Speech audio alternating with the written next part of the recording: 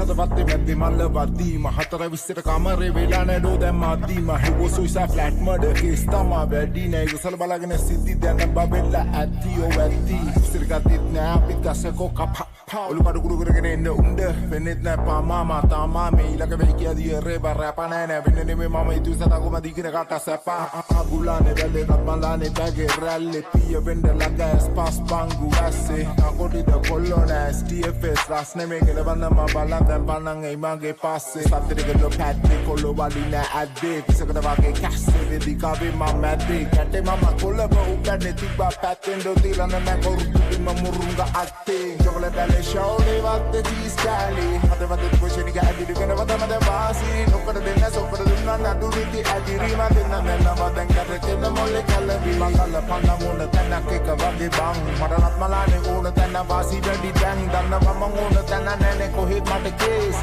පානේ දාන්න මක්සි බෑවට කාට දුන්න ප්ලේස් වගේ